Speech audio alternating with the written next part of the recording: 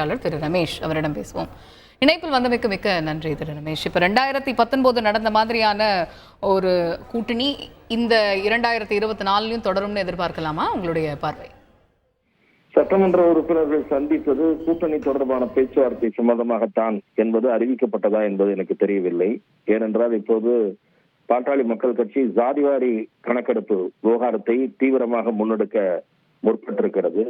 ஒருவேளை கூட்டணி பேச்சுவார்த்தை தொடர்பாக இருக்கலாம் என்பதை யூகத்தை வலுப்படுத்துவதற்காகவும் இந்த சந்திப்பு பயன்பட்டிருக்கலாம்.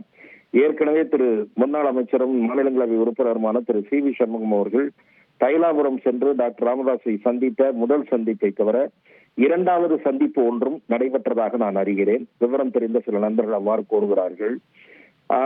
தொடர்ந்து பாரதிய ஜனதா கட்சியும் பாட்டாளி மக்கள் கட்சியும் மதில் மேல் பூனைகளாக இருக்கக்கூடிய சில கட்சிகளோடு அதிகாரபூர்வமற்ற பேச்சுவார்த்தைகளை நடத்தி கொண்டிருப்பதாக தகவல்கள் வருகின்றன.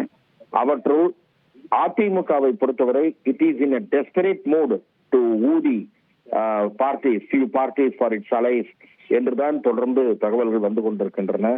பாரதிய ஜனதா கட்சியிலே அவ்வாறு யாரோடு பேசுகிறார்கள் என்பது இதுவரை தெரியவில்லை. ஓரளவுக்கு அதிமுக அதை வெளிப்படுத்துகிறது திரு சி.வி. சண்முகம் அவர்களுடைய சந்திப்பின் மூலமாக. ஆனால் வெவ்வேறு விதமான டேர்ம்ஸ் இந்த மாதிரியான பேச்சுவார்த்தைகளில் போய்கொண்டிருப்பதாகவும் அவற்றுள் சிலவற்றை வெளிப்படுத்த முடியாத ஒரு சில விஷயங்கள் அதில் இருக்கக்கூடியதாக நான் அறிகிறேன்.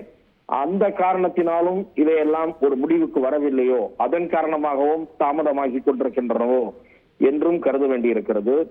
ஒரே நேரத்தில் இரண்டு தரப்போடும் பேசுகிறார்கள் என்று அதிமுகவை சேர்ந்த முன்னாள் அமைச்சர் ஒருவரை கூட தனிப்பட்ட முறையில பேசுகிற போது சொல்லுகிறார்.